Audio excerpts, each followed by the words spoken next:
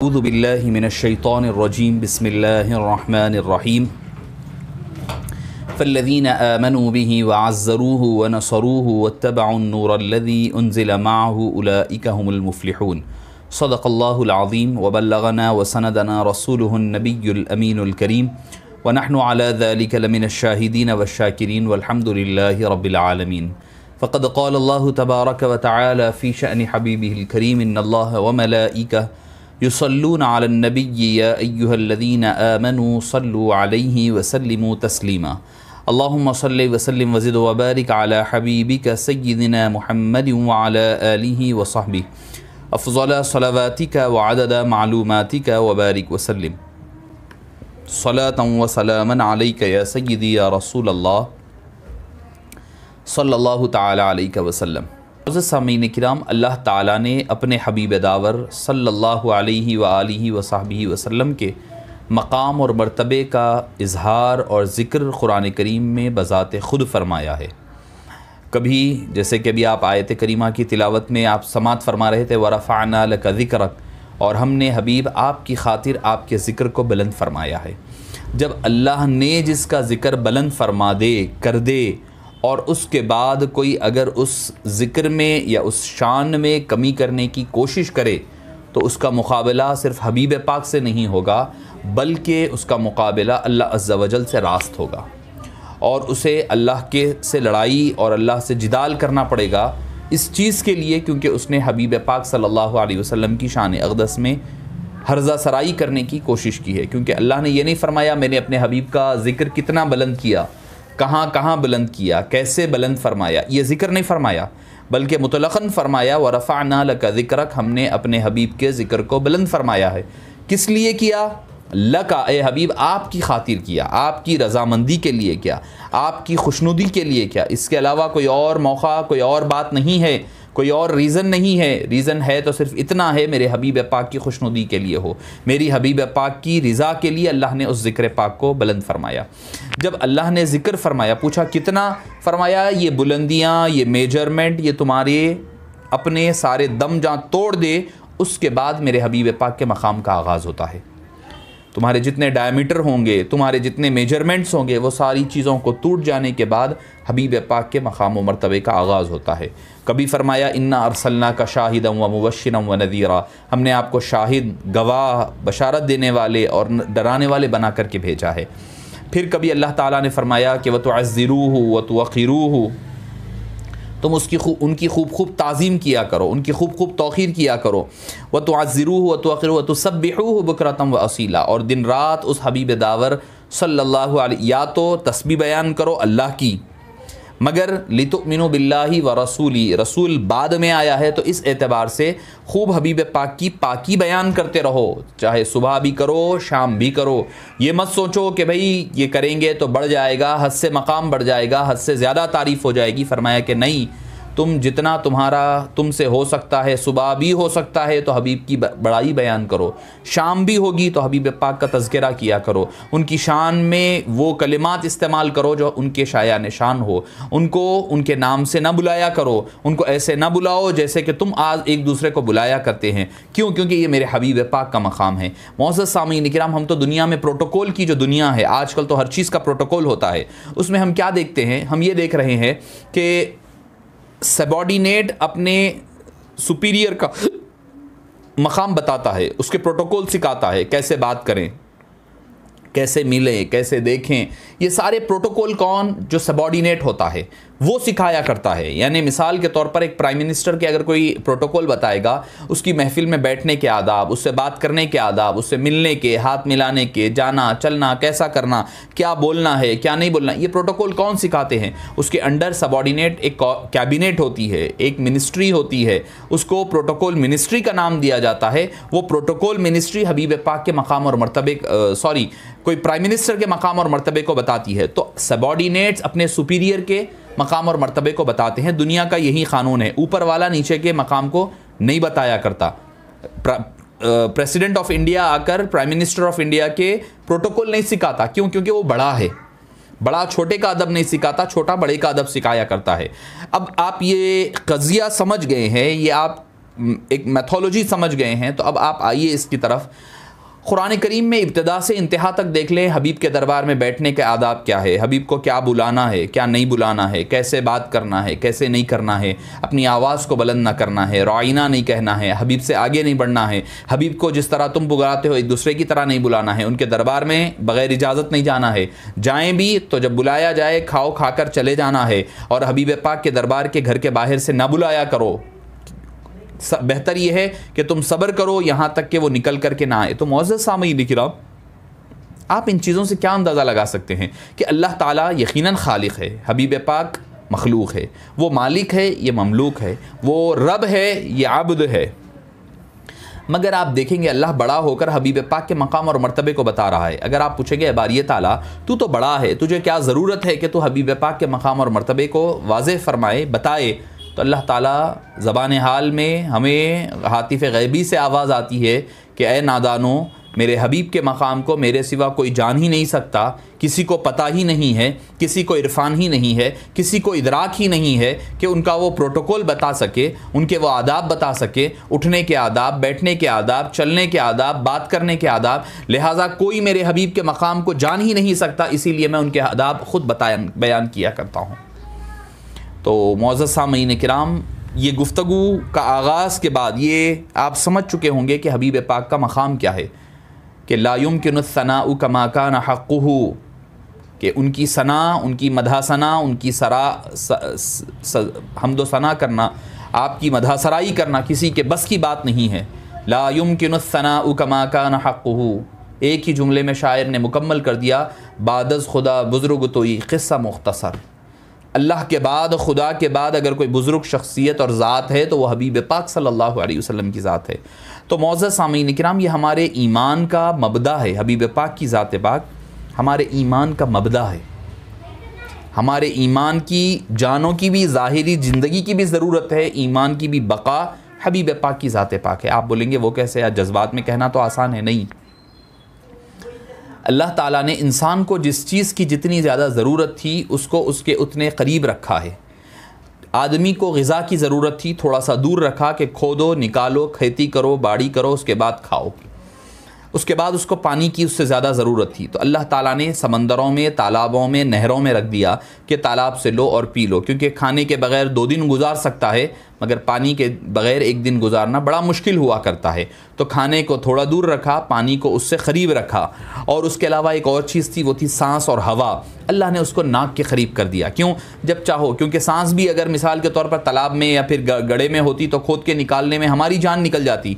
अल्लाह ताला ने उसको अपनी नाक के करीब कर दिया। तो क्या, जब चाहो सांस ले लो, जब चाहे सांस ले लेकर अपनी ज़िंदगी को कंटिन्यू करो। तो जिस चीज़ की जितनी ज़रूरत थी उसको उतना क़रीब रखा गया, जिस चीज़ की जितनी ज़्यादा ज़रूरत थी उसको उतना क़रीब रखा गया। कुरान करीम हबीब पाक सल्लल्लाहु अलैहि वसल्लम के बारे में क्या फ़रमाता है, अन्नबिय्यु औला बिल मुमिनीन मिन अनफुसिहिम व अज़वाजिहिम, कि फ़रमाया कि नबी तुम्हारी जानों से ज़्यादा क़रीब है। ज़ाहिरी ज़िंदगी के बक़ा के लिए सांस की ज़रूरत थी तो सांस को नाक के करीब कर दिया। हमारे रूह के लिए, हमारी जानों के लिए मुस्तफ़ा की ज़रूरत थी, अल्लाह ताला ने उसको हमारी जानों से करीब फरमा दिया। तो पता क्या चला? पता ये चलता है कि जो ईमान वाले हैं उनकी जान से ज़्यादा करीब हबीब पाक को मानना भी होगा, जानना भी होगा। अगर वो न जानेगा, न मानेगा तो वो ईमानदार नहीं होगा। और अल्लाह के बारे में ख़ुद क्या फ़रमाता है, वलक़द ख़लक़नल इंसाना व नअलमु मा तुवस्विसु बिही नफ्सु, हमने हर इंसान को पैदा किया है और हम जानते हैं उनके दिलों में क्या वसवसे चल रहे हैं। व नहनु अक़रबु इलैहि मिन हब्लिल वरीद, और हम इंसान से, मुसलमान नहीं, मोमिन नहीं फरमाया, इंसान की रगे जान से करीब है फरमाया। मगर इधर बात आई तो फरमाया कि हबीब तुम्हारे मोमिनीन की जानों से करीब है। रगे जान से ज़्यादा करीब जान होती है। रग कट भी जाए तो थोड़ी बहुत जान बाकी रहती है अंदर जिस्म में, उस जान से भी करीब मुस्तफ़ा जान रहमत सल्लल्लाहु अलैहि वसल्लम की ज़ात मुबारका है। हमारे जिस्म की ज़रूरत भी मुस्तफ़ा है, हमारे रूह की ज़रूरत भी मुस्तफ़ा है। हमारे बक़ा के लिए मुस्तफ़ा की ज़ात से तमस्सुक ज़रूरी है, मुस्तफ़ा जान रहमत से ताल्लुक़ ज़रूरी है। अगर ये टूट गया, फ़ाक़ा कशी से मौत से डरता नहीं है ये, रूह मोहम्मद इसके बदन से निकाल दो, दे के इसके जहन को फ़िरंगी तख़य्युलात, इस्लाम को हिजाज़ो यमन से निकाल दो। तो मुअज़्ज़ज़ सामीन किराम, इस्लाम न भूख भूखे रखने से ख़त्म होने वाले हैं मुसलमान, न प्यासे रखने की वजह से ख़त्म होने वाले हैं। उनकी जान जाती है तो वो शहीद है, बच जाते हैं तो वो गाजी है। एक ही चीज़ है जो मुसलमानों को नाकाम कर सकती है, वो क्या है? रूह मोहम्मद इनके बदन से निकाल दो, इनके जिस्म से मुस्तफ़ा की चाहत को निकाल दो। मुस्तफ़ा जाने रहमत सल्लल्लाहु अलैहि वसल्लम के मकाम और मर्तबे को घटाने की कोशिश करो, आपका मकाम कम करो, ताकि इनके दिलों से वो मोहब्बत निकल जाए, इनके दिलों से हबीब पाक आक़ाए नामदार सल्लल्लाहु अलैहि वसल्लम की वारफ्तगी निकल जाए कि हुस्न यूसुफ पे कटी मिस्र की अंगुश्त ज़िना, सर कटाते हैं तेरे नाम पे मर्दान अरब। ये हबीब पाक सल्लल्लाहु अलैहि वसल्लम का मामला है, ये आपकी शान और आज़मत का मामला है जो अल्लाह। तो मोअज़्ज़ज़ सामीन किराम, जब दुश्मनान इस्लाम ने देखा मुसलमानों की कामयाबी का सबसे बड़ा राज है उनका हबीब पाक से ताल्लुक़, इस ताल्लुक़ को कमज़ोर करने के लिए इन्होंने अपने तौर पर जो हो सकता है कोशिशें की है। कभी इस्लाम पर एतराज़, कभी मुसलमानों पर एतराज़, कभी मसाजिद को शहीद करना, कभी हबीब पाक सल्लल्लाहु अलैहि वसल्लम, कभी सहाबा किराम, कभी अहले बैत अतहार, किसी न किसी उन्वान के तहत हबीब पाक सल्लल्लाहु अलैहि वसल्लम के मकाम और मर्तबे को कम करने की साजिशें होती रही है और सुबह क़ियामत तक होती रहेगी। और मैंने जिस आयत करीमा की तिलावत का शरफ़ हासिल किया, अल्लाह ताला क्या फ़रमाता है? फ़ल्लज़ीना आमनू बिही, ईमान वाले पहला काम क्या है कि वो ईमान लाए। फिर उसके बाद फरमाया वअज़्ज़रूहु, हबीब पाक पर ईमान लाए, वअज़्ज़रूहु, और उनकी ताज़ीम करे। हद दर्जे ज़्यादा अदब और ताज़ीम करने को ताज़ीर कहा जाता है। वअज़्ज़रूहु वनसरूहु, और उनकी मदद करें। तो पूछा गया कि मदद कैसे हो सकती है? पहले अगर कहेंगे तो हम कहेंगे कि हुज़ूर अकरम सल्लल्लाहु अलैहि वसल्लम की हयात मुबारका में जिहाद में शरीक होकर के आप मदद कर सकते हैं, मगर अब मदद कैसी होगी? मदद ये होगी, अल्लाह का हुक्म ये है कि जब मेरे हबीब पर कोई एतराज़ करे, मेरे हबीब पाक की शान में कोई गुस्ताखी या बेअदबी करे, तो ऐसे गुस्ताखों को, बेअदबों को जवाब देना इल्मी, हाथ से, ज़बान से, कलम से, दिल से, जिस एतबार से हो सकता है, उसका जवाब देने का नाम मुस्तफ़ा की मदद करना है। वत्तबअन नूर अल्लज़ी, चौथी चीज़ फरमाया कि उस हबीब पाक की इत्तिबा करो जो कुरान करीम की शक्ल में नूर लेकर के तशरीफ़ लाए हैं। उलाइका हुमुल मुफ़्लिहून, और यही लोग कामयाब है। कौन कामयाब है? ईमान लाना, हबीब की ताज़ीम करना, मदद करना, हबीब पाक के गुस्ताखों का रद्द करना, और कामयाब लोग इत्तिबा करना। ये 4 स्टेजेस है और 4 एक के बाद एक है। ईमान लाना हबीब पर, ताज़ीम करना। लोग समझते हैं कि ताज़ीम करना कहाँ पर है, कोई एक इबादत नहीं है, बल्कि मुसलमानों का, अहले सुन्नत वल जमात की बनाई हुई चीज़ें हैं, इसका कोई ताल्लुक़ इस्लाम से नहीं है। तो याद रखें, ये बहुत ही गलत कॉन्सेप्ट जो कुरान करीम की रूह से भी कुरान के ख़िलाफ़ है। कुरान तो क्या कह रहा है? ईमान लाओ, ताज़ीम करो, मदद करो और इत्तिबा करो। इत्तिबा को चौथे दर्जे पर रखा। हम तो नमाज़ों में जानेमाज़ें फाड़ने में लगे हुए हैं और गुस्ताख बेअदब जो है हबीब पाक की शान में बेअदबी कर रहे हैं और हम मज़े में बैठे हुए हैं। हज़रत सय्यदुना इमाम मालिक रहिमहुल्लाह का कौल मुझे याद आता है। पूछा गया कि ए इमाम, अगर कोई बेअदबी करे तो उनका क्या हुक्म है? तो फरमाया कि उसके लिए जंग करो और उसके लिए जिदाल करो, उसके लिए लड़ाई करो। फरमाया कि अगर कोई मुसलमान ये नहीं करता है, जिस एतबार से भी हो सकता है, जिस एतबार से, मैं आगे आखिर में अपनी बात के कंक्लूजन में इसके बारे में कुछ वजाहतें भी करूँगा। तो पूछा गया अगर कोई मुसलमान नहीं करता है, तब आपने फरमाया तो ऐसे मुसलमान को दुनिया में जीने का, ज़िंदा रहने का हक़ ही हासिल नहीं है। यानी जिस ज़मीन पर हबीब का बेअदबी भी हो, गुस्ताखी भी हो, कोई बेअदबी भी कर रहा है, गुस्ताखी भी कर रहा है, उसके बावजूद अगर हम खामोशी इख्तियार कर रहे हैं और उसका कोई जवाब नहीं दे रहे हैं, बस खामोश है, तो समझ जाएं कि वो हमें इमाम मालिक फरमाते हैं कि ज़िंदा रहने का हक़ भी अल्लाह ताला ने हमारे लिए नहीं रखा है। तो मोअज़्ज़ज़ सामीन किराम, हबीब दावर सल्लल्लाहु अलैहि वसल्लम के हवाले से कि एक मरतबा हुआ ये कि एक शख्स के दरमियान कुरान करीम में जहाँ हमें मिलता है हुज़ूर अकरम सल्लल्लाहु अलैहि वसल्लम की बेअदबों का ज़िक्र, तो पहली तो आयत मिलती है कि ला तक़ूलू राइना, तो हबीब के बारे में लफ्ज़ राइना के इस्तेमाल से भी परहेज़ किया करो, क्योंकि राइना का लफ्ज़ ज़ुमानी है, दुश्मन उसके दूसरे माने निकालते हैं, लिहाजा तुम राइना का लफ्ज़ इस्तेमाल मत किया करो। फिर आगे बढ़ते जाएं तो आपको मिलेगा 5वें पारे में कि एक मुसलमान था जो मुनाफिक था। यकीनन कोई सच्चा मुसलमान कोई गुस्ताखी नहीं कर सकता, कोई सहाबी गुस्ताखी रसूल अकरम सल्लल्लाहु अलैहि वसल्लम नहीं हो सकता। तो वो गुस्ताख था जिसने आप सल्लल्लाहु अलैहि वसल्लम की फ़ैसले के बावजूद एक यहूदी के हक़ में हो चुका था, हज़रत सैयदना फ़ारूक़ आज़म के पास गया। जाकर उसने कहा कि ए सैयदना फ़ारूक़ आज़म रदी अल्लाह अन्हु, मुझे ये मामला है, मेरी मदद फ़रमाइए, मेरे फ़ैसला फ़रमाइए। तो हज़रत फ़ारूक़ आज़म ने सारा मामला उससे सुन लिया। सुनने के बाद फ़रमाया कि यहूदी अब तुम कहो, मैं फ़ैसला सुनाने से पहले तुम्हारी तरफ़ की बात सुनना चाहता हूँ। तब यहूदी ने कहा मुझे कुछ नहीं कहना, मुझे एक ही बात कहनी है। पूछा कि वो क्या? कहने लगे कि हम तुम्हारे आपके नबी के पास गए थे और आपके नबी ने मेरे हक़ में फ़ैसला कर दिया है, तो अब नबी के फ़ैसले के बावजूद कोई और फ़ैसला हो सकता है, तो आप सुनाइए। हज़रत फ़ारूक़ आज़म ने पूछा क्या मामला सही है, दुरुस्त है कि नबी के पास जाकर आए हैं?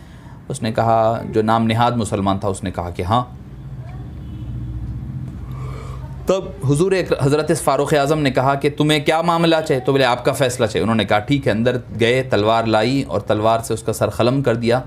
और मदीने में जब गुलगुला उठा तो उसके कबीले वाले भी आ गए और आकर उन्होंने कहा कि हम दियत लेंगे फ़ारूक़ आज़म से कि एक मुसलमान का कत्ल किया है। तो मुअज़्ज़ज़ सामीन किराम, अल्लाह ताला ने कुरान करीम की जो पहली कसम है तरतीब के एतबार से, फ़ला व रब्बिका ला युमिनून हत्ता युहक्किमूका फ़ीमा शजरा बैनहुम, कि वो मोमिन हरगिज़ जब तक हो ही नहीं सकता जब तक कि वो हबीब आपको हाकिम न माने, आपके फ़ैसले को न माने, जब तक कि वो शख्स मोमिन ही नहीं हो सकता। तो लिहाजा उमर फ़ारूक़ ने जो किया, अल्लाह ताला ने कुरान करीम में उसकी तायीद फरमा दी, उसकी तायीद का ज़िक्र फरमा दिया। मुअज़्ज़ज़ सामीन किराम, यहाँ तक कि हबीब पाक सल्लल्लाहु अलैहि वसल्लम ने यहाँ तक के फ़रमाया, मन आदा शिअरतम मिन्नी फ़क़द आदानी व मन आदानी फ़क़द अज़ल्लाह, जिसने मेरे एक बाल को भी अज़ियत दी, एक बाल को भी अज़ियत दी, तो गोया कि उसने मुझको अज़ियत दी, और मुझको अज़ियत देना अल्लाह को अज़ियत देने के मुतरादिफ़ है। मुअज़्ज़ज़ सामीन किराम, आप इसका अंदाज़ा लगाइए कि हबीब पाक बाल क्या होता है। कभी होता है कि इंसान के जिस्म से निकलकर अलहदा भी हो जाता है, कई मरतबा हमारे बाल उखेड़ दिए जाते हैं, उखड़ जाते हैं, कभी हम कटवाते हैं। तो इससे एक और बात का पता क्या चल रहा है कि हबीब पाक सल्लल्लाहु अलैहि वसल्लम के जो आसार मुबारका की शक्ल में बालहाए मुबारक है, उसकी भी बेअदबी करना, ये भी हुज़ूर अकरम सल्लल्लाहु अलैहि वसल्लम की गुस्ताखी है, बेअदबी है, और हबीब पाक सल्लल्लाहु अलैहि वसल्लम को ईज़ा रसानी पहुँचाने के बराबर है।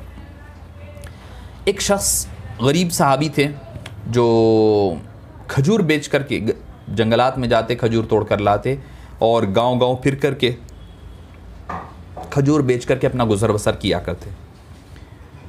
एक मरतबा हुआ ये कि हबीब दावर सल्लल्लाहु अलैहि वसल्लम के आखिरी अय्याम के दिन हैं, उन दिनों में मुसैलिमा का फितना उठ रहा था। तो आपने वहाँ ख़त लिख करके रवाना करने की बात आई, तो ख़त लिख करके उसको कज़्ज़ाब के नाम से याद भी फरमाया, कज़्ज़ाब के ज़िक्र के साथ लेटर लिख करके सहाबा में ऐलान फरमाया कि कौन है जो इस लेटर को ले जा करके उस तक पहुंचा सके। तो ये सहाबी जिनके 11 बच्चे थे, कोई बड़े मालदार नहीं थे। आज हमारे पास कोई अगर दीन का बात हो तो हमारे पास बेड़ियां आ जाते हैं, क्या कहकर, बच्चे कच्चे वाला आदमी है, कैसा करेगा, कौन देखेगा, क्या करेगा, कैसे होगा, गरीबी है, फुलां है, मेरे बाद बच्चों का क्या होगा। हमारे पास ये सारी बेड़ियां आ जाया करती हैं। मगर क़ुरबान जाइए हज़रत उस सहाबी रसूल के, ग़ालिबन उनका नाम साद बिन हबीब, अदीब नाम है। तो वो जब हबीब पाक सल्लल्लाहु अलैहि वसल्लम के पास दौड़ते हुए आए और वो पीछे बैठकर खजूर खा रहे थे, खाते खाते खजूर के टुकड़े उनके मुंह से गिरने लगे। सहाबा कहने लगे कि ए सहाबी, ए साथी हमारे, ए साहिब, एक काम तो ये करें कि कम से कम अपने मुंह में का खजूर तो मुकम्मल कर लें, उसके बाद बात करें। कहने लगे कि हो सकता है कि मैं खजूर चबाकर हज़म कर कर के बात करने लगूं, जब तक कि ये कोई और बाजी लेकर ना चले जाए। फरमाया तो इसी वजह से मैं जल्दी जल्दी आया हूँ, जल्दी जल्दी बात कर रहा हूँ। और हबीब पाक को फरमाया मुझे इजाज़त दीजिए मैं जाऊँ। आपने उनकी सवारी वगैरह का सब इंतज़ाम कर कर के रवाना फरमाया। और वो जाने के बाद जब वो ख़त लेकर गए तो उसने कहा कि भाई क्या तुम ये ख़त को मानते हो? सहाबी ने कहा कि यकीनन मिनवान मानता हूँ। कहने लगे कि भाई उसने पहले मारा, तकलीफ़ दी, पूछा, मार खाने के बाद शायद ईमान का लेवल गिर जाएगा या उनका अक़ीदा बदल जाएगा। फिर पूछा तो उन्होंने कहा कि पहले से ज़्यादा मानता हूँ। फिर दूसरा मारते मारते आपको शहीद कर दिया गया। इधर हबीब दावर सल्लल्लाहु अलैहि वसल्लम की रीश मुबारक आंसुओं से तर हो चुकी थी। मदीने मुनव्वरा में ये बात हो रही है, नजरान में लोग पूछते हैं इल्म गैब कहाँ है। सहाबी वहाँ शहीद हो रहे हैं नजरान में, मुस्तफ़ा यहाँ बैठ करके सल्लल्लाहु अलैहि वसल्लम मस्जिद नबवी में आंसुओं से अपनी रीश मुबारक को तर फरमा रहे हैं। तो इल्म भी है, अल्लाह ने इल्म भी अता फ़रमाया है। तो मौज़ज़ सामीन किराम, ये सहाबी रसूल की ज़िंदगी हमें बताती है कि हम अक्सर ये सोचते हैं कि भाई बाल बच्चे हैं, ऐसा है, फ़लाँ हैं, मगर मौज़्ज़ज़ सामीन किराम, सहाबा किराम का किरदार हमें ये बताता है कि जब कभी ऐसे कोई मामलात हुआ करे हैं, जैसे कि हमें मिलता है कि हज़रत मुसाब अपने वालिद से बयान करते हैं, फ़तेह मक्का के दिन हुज़ूर अकरम सल्लल्लाहु अलैहि वसल्लम ने तमाम लोगों के लिए माफ़ी का ऐलान फरमा दिया, मगर 4 गुस्ताख और 2 औरतों, मर्दों को और 2 औरतों को इनके बारे में फ़रमाया कि आपने अपनी ज़बान मुबारक से फ़रमाया उक़्तुलूहुम व इन वजदतुमूहुम, कि जहाँ कहीं इन्हें तुम पाओ इन्हें क़त्ल कर दो। अगर वो लोग मुतअल्लिक़ीन बिअस्तारिल काबती, अगर वो काबे के दीवारों से भी जुड़े हुए हैं, तो उनके गिलाफ से भी चिमटे हुए हैं, तो उनको भी क़त्ल कर दिया जाए। इब्न अख्तल था जो काबे के गिलाफ के अंदर छुप गया था। देखिए हबीब पाक पहले फरमा रहे हैं, फरमा सकते थे कि काबे में दाखिल हो जाए, हजर अस्वद कन चले जाए, काबे में तो कई चीज़ें हैं, काबे के अंदर भी तो जा सकता था। नहीं, हबीब पाक ने फरमाया अगर काबे के गिलाफ से भी चिमट जाए तो क़त्ल कर दो। मुतअल्लिक़ीन बिअस्तारिल काबा, हबीब पाक को ये भी पता है कि अख्तल इब्न अख्तल जाकर वहाँ छुपने वाला है, उसे क़त्ल करने के लिए हज़रत अम्मार और हज़रत सईद बिन हरीस रदी अल्लाह अन्हु बढ़े। हज़रत हरीस और अम्मार से ज़्यादा नौजवान थे। आप हज़रत सईद ने आगे बढ़कर उसे क़त्ल कर दिया। उसी तरह एक मुक़द्दस नामी था, उसको सहाबे किराम ने बाज़ार में पाया और उसको वहीं पर क़त्ल कर दिया। तो मौज़्ज़ज़ सामीन किराम, उस दिन तो हबीब पाक सल्लल्लाहु अलैहि वसल्लम ने गुस्ताखों के साथ इस्लाम के बदतरीन दुश्मनों को माफ़ी मिली, मगर इब्न अख्तल मलऊन को काबे के पर्दों में छुपने के बावजूद वासिल जहन्नम किया गया। हालांकि अक़लन तो इसे हरम पाक कहा जाता है, हरम पाक के अंदर क़त्ल गारतगिरी करना हमें नज़र नहीं आता, जायज़ नहीं है, मगर हबीब पाक की ज़बान ज़ुल्फ़िशां से निकला था। वो क्या था? वमा यंतिक़ु अनिल हवा, जो हबीब कहते हैं अपनी मर्ज़ी से नहीं कहते। इन हुआ इल्ला वह्युन युहा, जो कुछ वो कहते हैं अल्लाह की मर्ज़ी से और अल्लाह के हुक्म से फरमाया करते हैं। तो मौज़्ज़ज़ सामीन किराम, एक नहीं, अगर आप देखते जाएँ कि किसरा के बेटे शावरिया को इस पर मुसल्लत फरमा दिया। आपने फरमाया था अल्लाह ताला ने आपकी दुआ को, यानी उसने जब हबीब पाक सल्लल्लाहु अलैहि वसल्लम के ख़त मुबारक को फाड़ा था, ख़त को फाड़ा था। ख़त क्या होता है? आदमी के जिस्म का हिस्सा नहीं होता, सिर्फ ख़त होता है। हबीब पाक के ख़त को उसने टुकड़े टुकड़े कर दिए थे। तो आपने फरमाया था अल्लाह ताला उसको भी टुकड़े टुकड़े कर दे। तो अल्लाह ताला ने आपकी दुआ को कबूल फरमाई और किसरा के बेटे को उस पर मुसल्लत फरमा दिया। उसी ने अपने बाप को किसरा का क़त्ल कर दिया था। तो मौज़्ज़ज़ सामीन किराम, हज़रत सय्यदना अब्दुल्ला बिन उमर एक राहिब के पास से गुज़रे तो आपको अर्ज़ की गई ये बदबख्त हुज़ूर को सब्बो शितम यानी बुरा भला कहता है।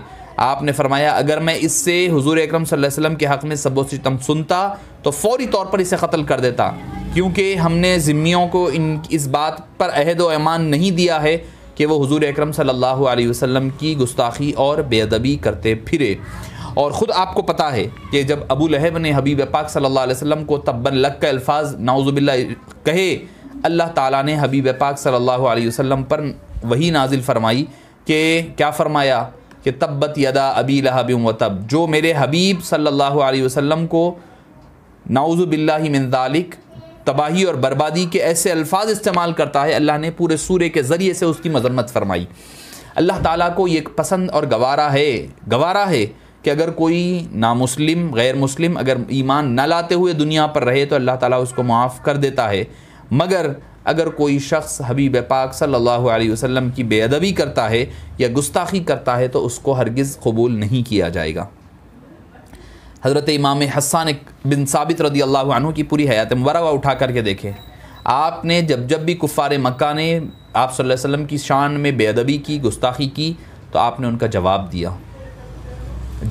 हबीब पाक बीवी आयशा सिद्दीक़ा फरमाती है कि हज़रत आप सल्लल्लाहु अलैहि वसल्लम हज़रत हसन को बिठाया करते, मिंबर पर बिठाया जाता और फरमाते कि ए हसन मेरी तरफ से इनका जवाब दिया करो। तो हज़रत हसन उन गुस्ताखों का रद्द फरमाते ज़बान के ज़रिए से, कलम के ज़रिए से। तो पता चला जिसको अल्लाह ने हथियार का इख्तियार दिया वो हथियार से जवाब दे, जिसको ज़बान दी ज़बान से दे, जिसको कलम दिया कलम से जवाब दे। और फरमाते हज़रत हसन फरमाते हजौत मुहम्मदन फ़अजबतु अन्हु व इंदल्लाहि खैरुन ज़ाकल जज़ाई, ए अबू सुफियान तुमने हबीब पाक की हजो की है, बेअदबी की है, फ़अजबतु अन्हु मैं उसका जवाब दे रहा हूँ, वइंदल्लाहि खैरुन ज़ाकल जज़ाई, और अल्लाह ताला के नज़दीक मेरे लिए इसका बेहतरीन बदला और अजर अता फ़रमाया जाएगा।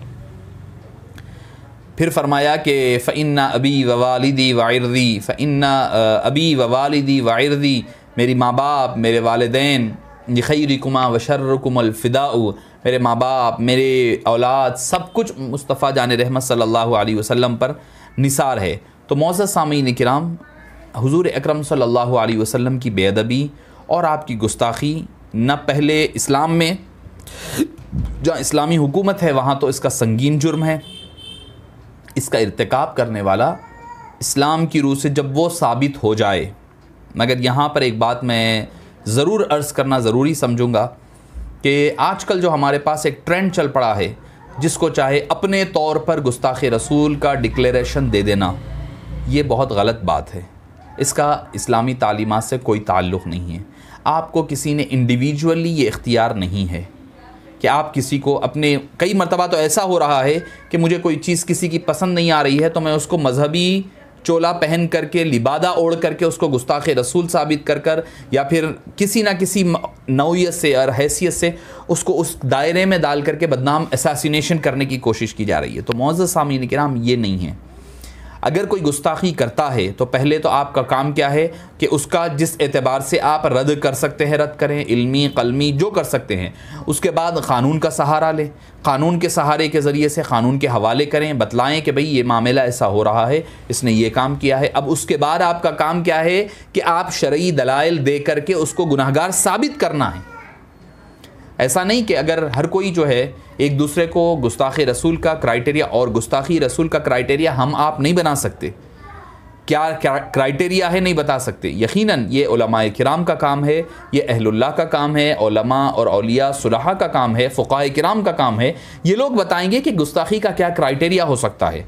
आपको मुझे किसी से इख्तिलाफ़ है, अभी हम देख रहे हैं हालिया दिनों में जो एक वाक़या चल रहा है पड़ोसी मुल्क का, उसमें यही कुछ हो रहा है कि चलें अगर मान भी लिया जाए वो यकीनन गुस्ताख़ रसूल है। हालांकि रिपोर्ट्स कुछ और भी हैं कि उसका जो है वो कुछ स्टिकर्स लगे हुए थे तो स्टिकर्स निकाला उसने सारे। बहरहाल कुछ सुपरवाइज़र से लड़ाई झगड़ा, पर्सनल इश्यूज़ थे, वल्लाहु आलम बिस्सवाब, अल्लाह बेहतर जानता है। अगर वलो बिलफ़र्ज़ ये मान भी लिया जाए कि उसने गुस्ताखी की है तो उसको सफाई का मौका दिया जाए, उससे उसका क्या मंशा है, क्या मामला है, ये पूछो। ये फ़ुक़हाए किराम के, अल्लामा सुबकी की मेरे सामने अल्फ़ा सारों के अक़वाल है, इमाम मोहम्मद बिन सकून अल-मग़रबी है, इमाम मालिक का अक़वाल है, और आप अगर मैं आगे बढ़ता जाऊँ तो शारे इमाम क़ुरतुबी अल-मालिकी के, इमाम अल-अहनाफ़ इब्न नजीम अल-मसरी के अक़वाल है जो लोग, और इब्न आबिदीन अश-शामी के अक़वाल है। क्या कि वो लोग कहते हैं कि जब कोई आदमी के बारे में गुस्ताखी की बात मालूम हो तो पहले तो उसकी तहक़ीक़ हो कि उसने ये गुस्ताखी की है। नंबर 2, जब गुस्ताखी का मालूम हो जाए, गुस्ताखी अलानिया ज़ाहिर हो जाए, तो फिर उसको पकड़ा जाएगा, गिरफ़्तार करवाया जाएगा, करवा करके उससे उसकी वजाहत तलब की जाएगी। जब वजाहत तलब की जाएगी और उससे पूछा जाएगा, तीसरी चीज़ कि भाई तुझे ये मालूम है कि इस्लाम में गुस्ताख़ रसूल की सज़ा कत्ल है, उसके बावजूद तो ऐसा कर रहा है, इतना मामला संगीन है। फिर चौथी चीज़ क्या है, उसको अदालत के ज़रिए से जो प्रोसेसिंग होगी, काज़ी वक्त होगा, वो सारी उसकी प्रोसीडिंग पूरी करेगा, करने के बाद उसको कत्ल की सज़ा दी जाएगी। और कत्ल भी किया जाएगा तो जलाकर नहीं किया जाएगा, मार करके कत्ल किया जाएगा। उसको फांसी हो या फिर गर्दन कत्ल करने की, 2 में से जो सज़ा होगी वो सज़ा दी जाएगी। मगर हम क्या देख रहे हैं कि भाई कोई साबित हो या ना हो, कोई कह दे हो गया है, बस उसको मारे ला करके बरहना कर रहे हैं, बाहर ला करके मार रहे हैं, कत्ल कर रहे हैं, कत्ल कर करके ज़िंदा जला दिया जा रहा है। ये इस्लामी तालीमात से बिल्कुल गलत है। इसका इस्लामी तालीमात, जो ऐसा करने वालों को हम गुस्ताख़ रसूल ही कह सकते हैं, उनको कोई उश्शाख़ान रसूल नहीं कहा जाएगा। क्यों?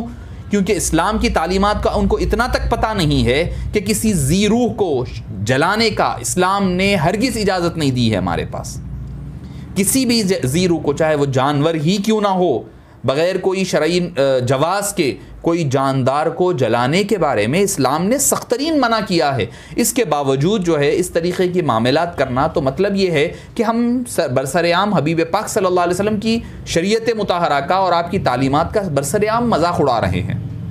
ये जो है इस्लाम की बदनामी का भी बायस बनेगा, और इससे मैं समझता हूँ कि ख़ुद हबीब पाक सल्लल्लाहु अलैहि वसल्लम की खुशनुदी हासिल नहीं कर सकते। जो रसूल अकरम सल्लल्लाहु अलैहि वसल्लम पत्थर खा कर के खुबाएँ दे, जो हबीब पाक सल्लल्लाहु अलैहि वसल्लम कांटे चुबा कर की दुआएं दे, जिनके कदम मुबारक मुतवर्रम हो जाएं, उसके बावजूद वो लोगों की हिदायत का सामान के लिए दुआएं दे, उनकी उम्मत, उनके फॉलोवर्स, उनके मानने वाले ऐसे दरिंदे नहीं हो सकते।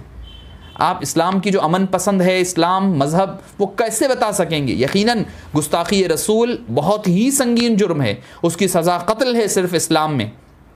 सहाबे किराम की ज़िंदगियाँ हमारे सामने है कि जो कोई मुर्तद हो जाए या हबीब पाक सल्लल्लाहु अलैहि वसल्लम का गुस्ताख हो जाए, उसकी गर्दन सर से निकाली गई है। कई हमारे पास रिवायतें मिलते हैं। मगर इसका मामला ऐसा ना हो कि हर कोई अगर क़ानून हाथ में लेने बैठ जाए, हर कोई अपने क्राइटेरिया की बुनियाद पर अगर किसी को गुस्ताख रसूल तसव्वुर करने लग जाएं, तो फिर ये बहुत आगे तक चला जाएगा।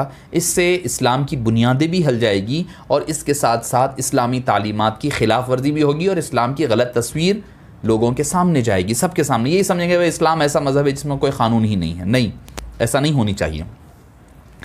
तो मौजूद सामीन किराम, अब मैं आपको 2-3 बातें और आगे अर्ज़ करने की सआदत हासिल करूँगा।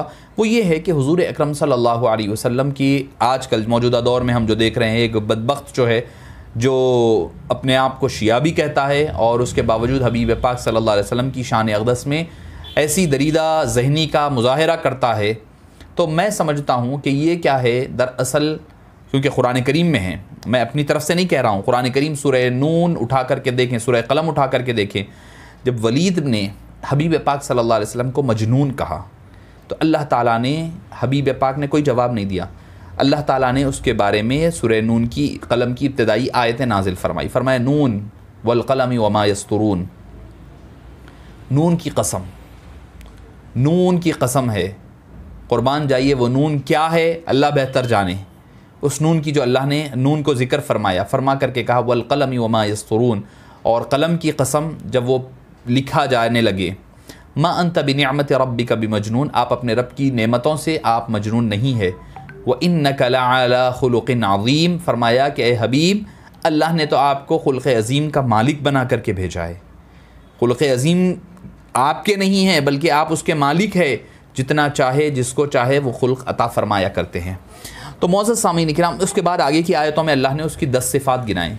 फरमाया हम्माज़िम मश्शाइम बिनमीम मन्नाइल लिल खैरि मुअतदिन असीम वला तुतिअ कुल्ला हल्लाफिम महीन हम्माज़िम मश्शाइम बिनमीम मन्नाइल लिल खैरि मुअतदिन असीम उतुल्लिम बअद ज़ालिका ज़नीम अन काना ज़ा मालिन व बनीन इज़ा तुतला अलैहि। यहाँ तक अल्लाह ताला ने फरमाया, क्या बताया? वो झूठा है, चुगली खाने वाला है, वो जो है झूठी क़स्में खाने वाला, सारे औसाफ बयान करके क्या बताया? उसकी नस्ल मुनक़तिउन नस्ल है, यानी हराम की ज़रिए से पैदा होने वाला है। वो अपने माँ के पास गया तलवार लेकर के, कहने लगा कि माँ मुझे बता, क्या मैं अपने वालिद का हूँ या नहीं हूँ? कहने लगी कि क्यों बेटा, क्यों सवाल हो रहा है? उसने कहा सही सही बता वरना मैं तेरा क़त्ल कर दूँगा। उसने कहा कि ठीक है मैं बताती हूँ, मामला ये है कि तुम्हारे वालिद नहीं हो सके तो मैंने गैर से ताल्लुक़ात की बुनियाद पर तुम पैदा हुए हैं।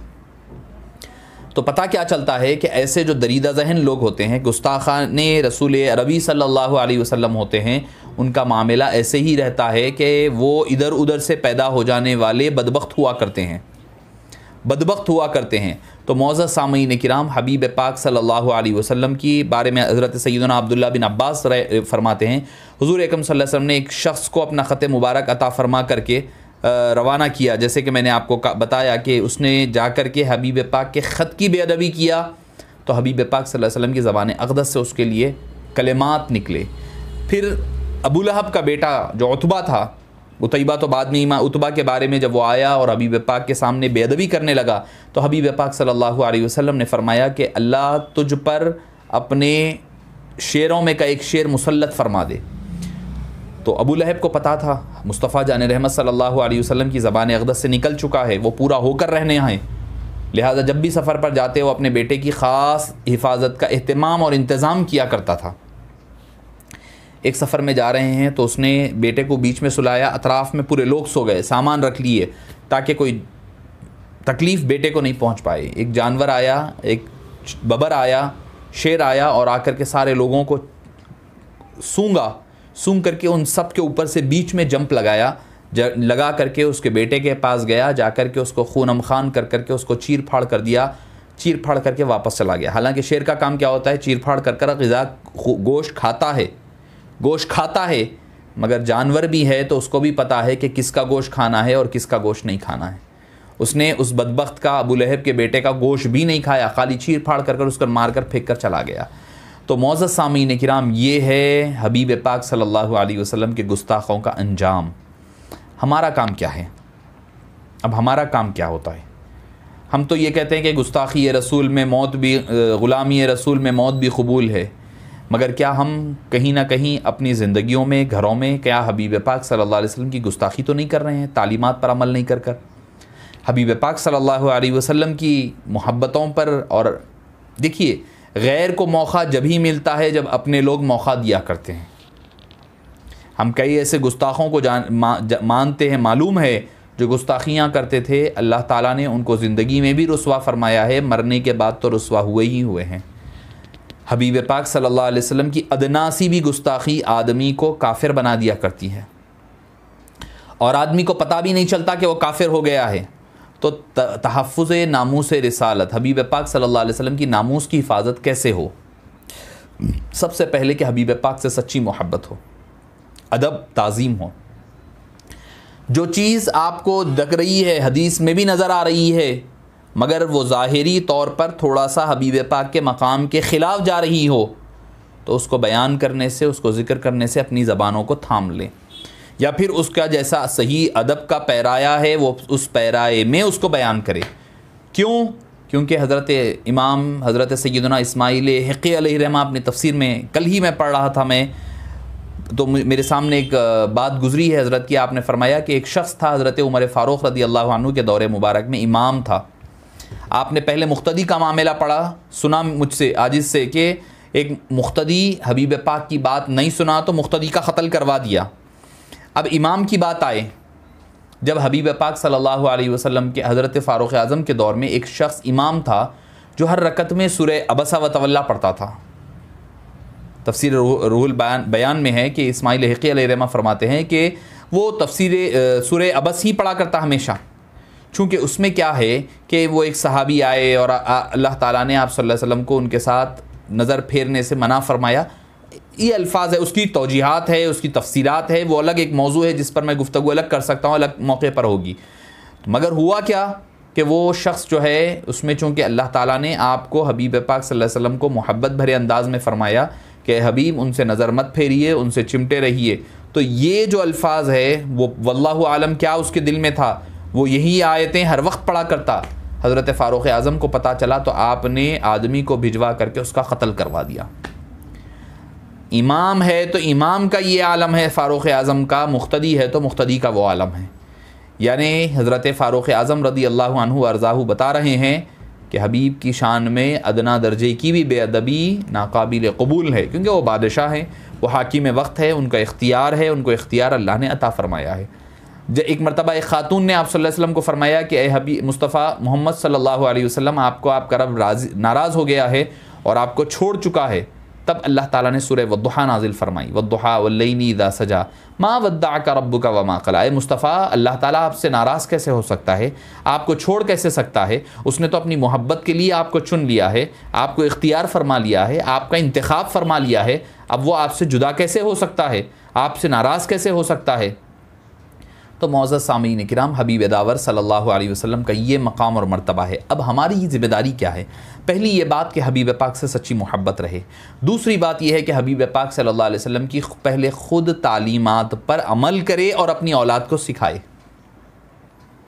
क्या पता कि कल कोई औलाद में से हमारी, अगर हम सही तौर पर हुब्बे रसूल नहीं सिखाएंगे, अदब रसूल नहीं सिखाएंगे, तो क्या पता कल अगर आने वाली नस्ल में कोई वसीम रज़मी जैसा पैदा हो जाए, मुमकिन है। उसके लिए हमारी ज़िम्मेदारी है कि हम अपनी औलाद को सही तौर पर सिखाएं, अपने हल्क़े अहबाब के जो लोग हैं उनमें हबीब पाक का मकाम और मर्तबा बताएं, और हुज़ूर अकरम सल्लल्लाहु अलैहि वसल्लम की सीरत।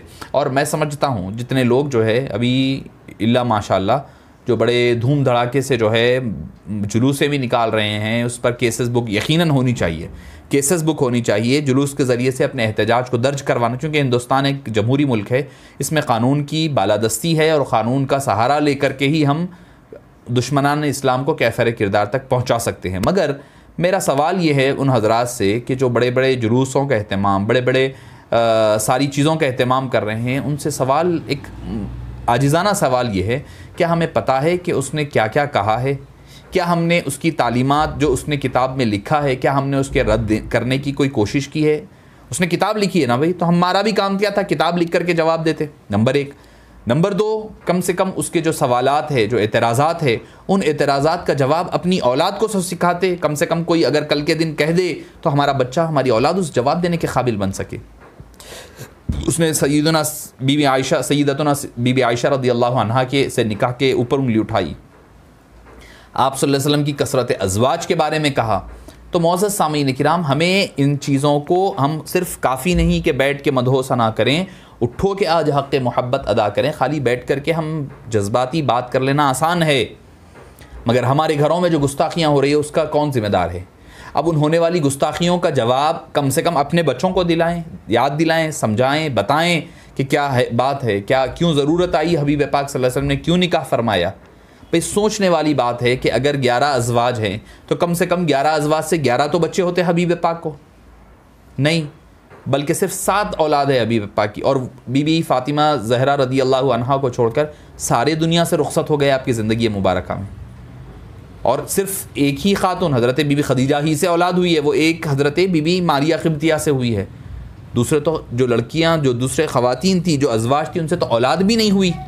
तो हमें मानना पड़ेगा कि आपका मकसद ज़ाती आपकी नफसानी ख्वाहिश नहीं थी, बल्कि अल्लाह का हुक्म था, अल्लाह की मर्ज़ी थी। अल्लाह के हुक्म की बुनियाद पर हबीब पाक सल्लल्लाहु अलैहि वसल्लम ने एक से ज़्यादा निकाह फरमाए हैं। हम लोग क्या करते हैं, कोई अगर एतराज़ करा तो हम जल्दी परेशान हो जाते हैं। एक आलिम साहब जो है, मैं देख रहा था, उनकी वीडियो मेरे पास आई थी तो मैं देख रहा था, वो फ़ौरी कहने लगे नहीं बीबी आयशा का निकाह जो है 6 साल की उम्र में नहीं हुआ बल्कि 18 साल की। वो अब दलाइल देने लगे, उसको वजाहतें, तावीलात करने लगे। मैंने कहा भाई आप तावीलात क्यों कर रहे हैं, वजाहतें क्यों कर रहे हैं, कोई ज़रूरत ही नहीं है। जो लोग एतराज़ कर रहे हैं, नहीं क्रिश्चियंस ऐसा एतराज़ कर रहे हैं, मैंने कहा क्रिश्चियंस है तो उनको कह दो क्या कि उस आयशा सिद्दीक़ा से 6 साल की उम्र में निकाह करने का हुक्म उस खुदा ने दिया है जिस खुदा ने हज़रत बीबी मरियम अलैहिस्सलाम को बग़ैर निकाह के, बग़ैर शादी के बेटा अता फरमाया।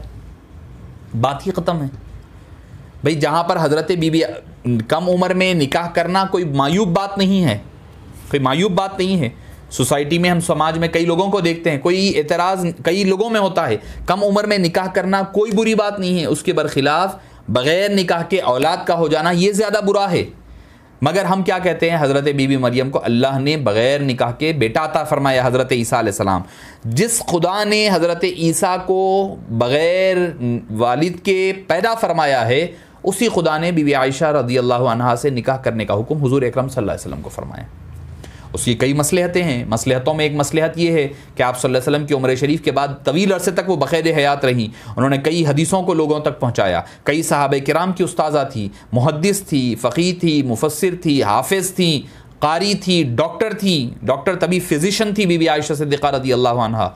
अल्लाह ताला ने वो कमालात अता फ़रमाए क़ियामत तक आने वाले लोगों के लिए, जो मामलात, जो आसानियाँ, जो इल्म फैलाया है बीबी आयशा ने। क्यों फरमाया हबीब पाक ने, खुदू निस्फ़ दीनिकुम अन हाज़िहिल हुमैरा, इस हुमैरा से अपने आधे दीन को हासिल करो। आधा दीन मैंने कुल सहाबा में बांटा है, आधा दीन इधर बीबी आयशा सिद्दीक़ा में बांटा है। क्यों फरमाया? इसीलिए फरमाया चूँकि उनसे कम उम्र में निकाह फरमा करके उनको तरबियत फरमा दी थी, उनको अपनी सोहबत में रख करके उनकी तरबियत फरमाई, उनको तालीम सिखाई, तरबियत दी, ताकि आने वाली नस्लों के लिए वो तालीम का ज़रिया और सबब बनने लगे। तो मोअज़्ज़ज़ सामीन किराम, पहले ये कि हमें चाहिए कि अपना ताल्लुक़ हबीब पाक से मज़बूत करें, मोहब्बत पैदा करें, आपकी तालीमात को सीखें, आपकी सीरत पाक का मुतालिया करें, मालूम करें कि भाई क्या सीरत पाक हकीकी तौर पर सीरत पाक किस चीज़ का मुतालबा करती है। और ऐसी सीरत की महाफ़िल हो या मजालिस हो या किताबें हों, लिटरेचर छपा करके दूसरी ज़बानों में गैर मुस्लिमों तक पहुँचाएँ पैगाम को, ताकि गैर मुस्लिम को भी पता चले ये जो बदबख्त कह रहा है उसकी बात में कोई दम नहीं है, बल्कि हबीब पाक सल्लल्लाहु अलैहि वसल्लम का मकाम और मर्तबा इससे बालातर है।